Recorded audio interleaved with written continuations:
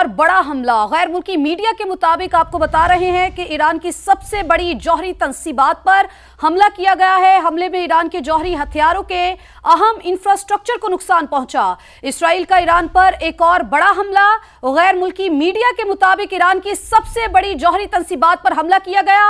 हमले में ईरान के जौहरी हथियारों के अहम इंफ्रास्ट्रक्चर को नुकसान पहुंचा है। इसराइल ने ईरान पर एक और बड़ा हमला कर दिया है।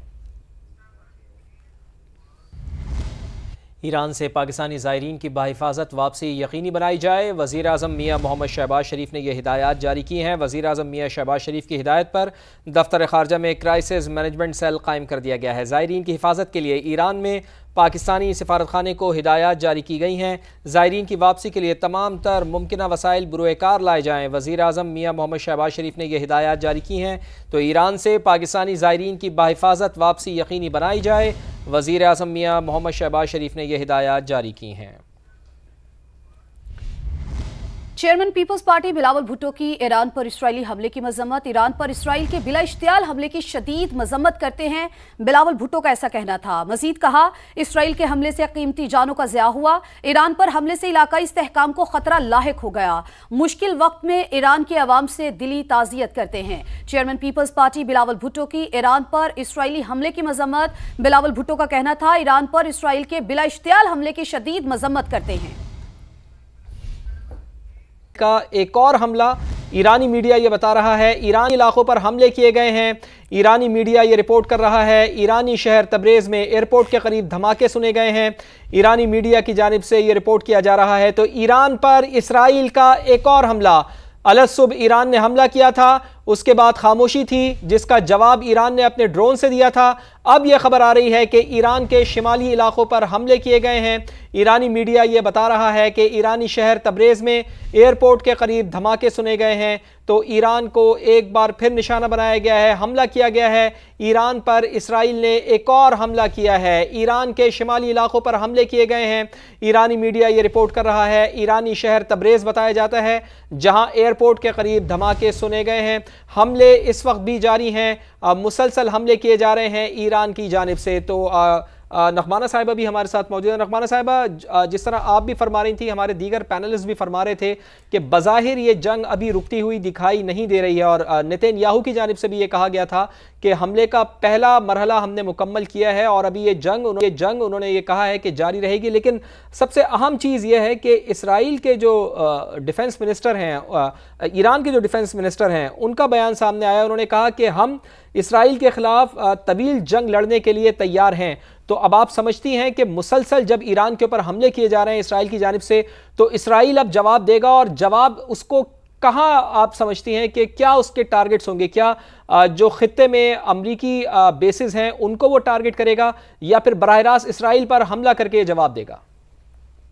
मेरी नाक़िस राय में तो मेरा ख्याल है कि शायद ईरान अभी जो आपने फर्स्ट ऑप्शन दिया है कि वो अमेरिका के किसी अड्डे पे या उनके बेसिस पे हमला करे, वो मेरा ख्याल है ईरान शायद इस तरह का नी जर्क रिएक्शन अभी न करे, क्योंकि वो फिर एक और लेवल की एस्केलेशन हो जाएगी। और तो मेरा ख्याल है कि वो समझदार लोग हैं, स्ट्रेटेजिकली सोच समझ के करेंगे और शायद पहले वो इजराइल ही को जवाब दे। उसमें जाहिर सी बात है पहले तो उनकी फौजी तंसीबात होंगी और क्योंकि इजराइल ने उनके लीडरशिप को भी टारगेट किया है, उनकी फौजियों को भी टारगेट किया है, प्रोफेसर्स को भी टारगेट किया है, तो ये भी हो सकता है कि वो उनकी न्यूक्लियर इंस्टॉलेशंस को भी टारगेट करने की कोशिश कितने कामयाब होते हैं that remains to be seen. क्योंकि पिछली दफ़ा जब आपने देखा था कि ये झड़प हुई थी, कॉन्फ्लिक्ट हुआ था और ईरान ने ड्रोन्स भेजे थे, तो इजराइल चंद दिन तो बिल्कुल खामोश रहा था क्योंकि खबरें थी कि उसने ईरानी ड्रोन्स ने काफ़ी ज़्यादा नुकसान पहुंचाया है।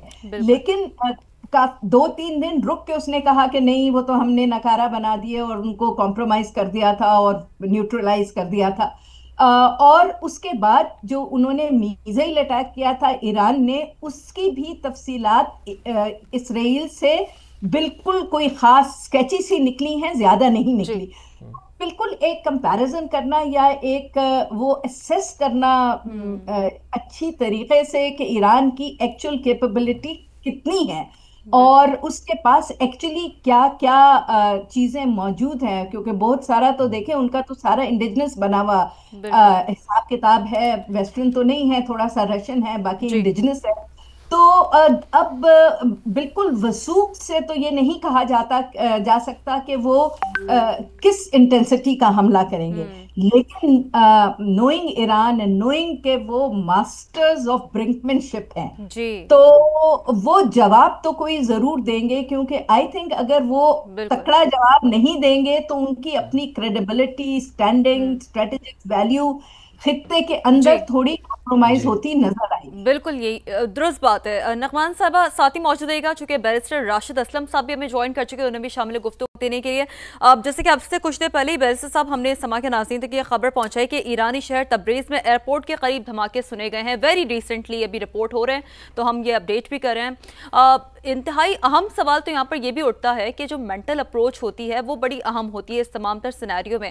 आप क्या समझते हैं बैरिस्टर साहब के इस तमाम तर सिचुएशन को देखते हुए, समझते हैं कि अवाम नास की नफ्सियात से खेलने की भी कोशिश की जाती है, पैनिक फैलाने की, इस तरह की सिचुएशन क्रिएट करने की कि उस तमाम तर सिचुएशन में रहते हुए एक पैनिक सा फैले और फिर इवेंचुअली अपने मकासद को हासिल किया जाए। इसे कैसे एनालाइज करेंगे आप?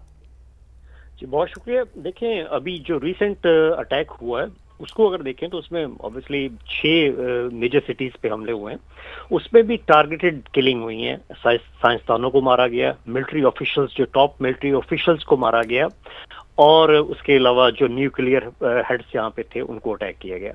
अब उसमें नॉर्मली ये लेबनान वाला ही ये सेम सिनेरियो है जो इसराइल ने यहाँ पे ईरान में यूज किया है, बट वो यूज करने से पहले जो बेसिस है उसकी वो बड़ी कमजोर है। उसमें वो जो बात कर रहे हैं कि इंटरनेशनल एटॉमिक एनर्जी एजेंसी की रिपोर्ट के मुताबिक, जो वॉच डॉग की रिपोर्ट, वो तो अभी इसी वीक में आई है, रिसेंट रिपोर्ट है, और वो सबसे पहले तो उसकी वैलिडिटी पे क्वेश्चन है।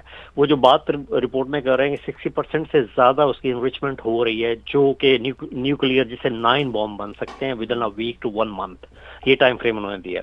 अब ये है कि ये तो वॉच डॉग की रिपोर्ट है, उनके पास उस पे आया कि उन्होंने उस पे विजिट किया, अगर कोई ऐसी बात हुई थी तो उन्होंने विजिट के लिए अप्लाई किया ईरान को, अगर नहीं किया तो वो क्यों नहीं किया।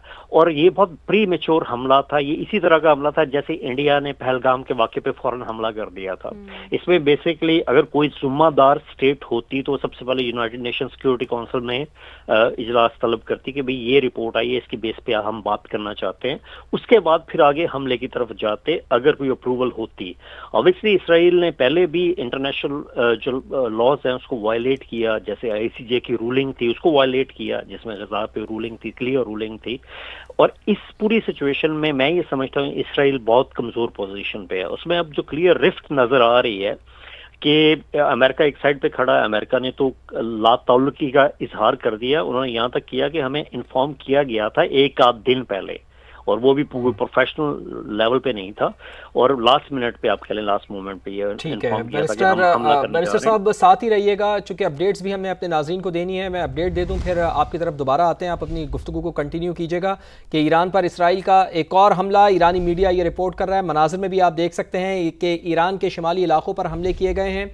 ईरानी शहर तब्रेज़ में एयरपोर्ट के करीब धमाके भी सुने गए हैं। तब्रेज़ में एयरपोर्ट और एयरबेस को निशाना बनाया गया है, गैर मुल्की मीडिया की जानिब से ऐसा बताया गया है। तो ये मनाजिर भी आप देख रहे हैं कि धुएं के बादल भी उठते हुए दिखाई दे रहे हैं। ये एयरपोर्ट और एयरबेस के अतराफ़ का इलाका है। बैरिस्टर राशिद साहब, एक तो आप अपनी गुफ्तगू को कंटिन्यू कीजिएगा, और दूसरा ये भी फरमाइएगा कि जो आलमी क़वानीन हैं उसकी किस हद तक संगीन खिलाफ वर्जी की जा रही है इसराइल की जानिब से इन हमलों के नतीजे में। देखिए, इसमें जो यूनाइटेड नेशंस का चार्टर का आर्टिकल 51 है वो इसमें बहुत क्लियर है कि अगर आप किसी भी स्टेट पे इस तरह हमला करते हैं, अटैक करते हैं, उनकी सॉवरेनिटी को खतरे में डालते हैं, तो ऑब्वियसली वो एक इंटरनेशनल एक्ट के तहत जो एक जुर्म है, उसमें ईरान के पास पूरा हक है कि उसको प्रॉपर्ली रिस्पॉन्ड कर सकते हैं। बट अब ईरान पे है कि वो इसको रिस्पॉन्ड करते हैं तो किस तरह करते हैं। इस वक्त जो सिचुएशन है उसमें ईरान की मिलिट्री लीडरशिप ऑलमोस्ट जो ऊपर वाली है वो खत्म हो गई है। आफ्टर दैट उनके साइंसदान, जो मेन साइंसदान थे, उनको अटैक करके मार दिया गया है। اور یہ ایک بڑی obviously ایک سیریس بات ہے. اس میں اگر ایران اس کو پوری طرح اس سچویشن سے باہر آنے کی کوشش بھی کرتا ہے تو اس کو ایٹ لیسٹ 1 سے 2 ویکس چاہیے. تو مجھے یہ لگتا ہے کہ ایران ابھی ڈی ایسکیلیشن کی طرف جائے گا. اس کا ایک اور اگر آپ دیکھیں کہ انہوں نے ابھی یونائٹڈ نیشن سیکیورٹی کونسل میں کہا کہ اجلاس بلائیں اس بات پہ ایران نے. اگر انہیں اٹیک کرنا ہوتا تو یونائٹڈ نیشن سیکیورٹی کونسل کی طرف نہ جاتے.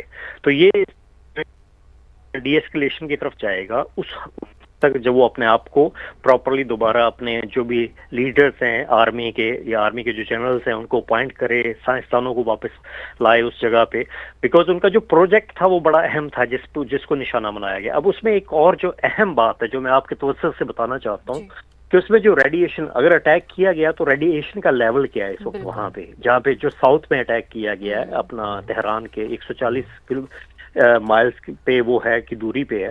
تو ریڈیشن تو وہاں کی جو پبلک ہے جو عام لوگ ہیں ان کو بھی نقصان پہنچا سکتی ہے. اس پہ آئیے اور اس حوالے سے بارسٹر صاحب عالمی قوانین اس حوالے سے کیا کہتے ہیں؟ جی میں اسی طرف آ رہا ہوں. اس میں بیسیکلی obviously یہ بہت بڑا جرم ہوتا ہے کسی بھی اسٹیٹ کے لیے کہ وہ وہاں پہ عام رہنے والے لوگوں کے لیے اس طرح کی مشکل پیدا کر دیں گے, ان کی جان کو خطرے میں ڈال دیں. اور یہ انٹرنیشنل قوانین کی بھی خلاف ورزی ہے, یہ جرم بھی ہے, اس کو آگے انٹرنیشنل کورٹ میں بھی لے کے جا سکتا ہے.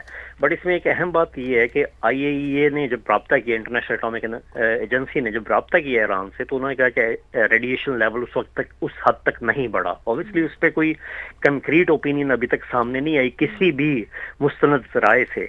بٹ یہ ہے کہ یہ ایک ڈینجرس سچویشن ہے. یہ ایک ایسی بات ہے کہ جو ایک خطرناک قسم کی مثال قائم کر رہا ہے اسرائیل, کیونکہ آج تک کبھی نہیں ہوا کہ کسی بھی اسٹیٹ نے, کسی بھی ملک نے, کسی ریاست کے ایٹامک جو اثاثے ہوں اس کو اٹیک کیا ہو.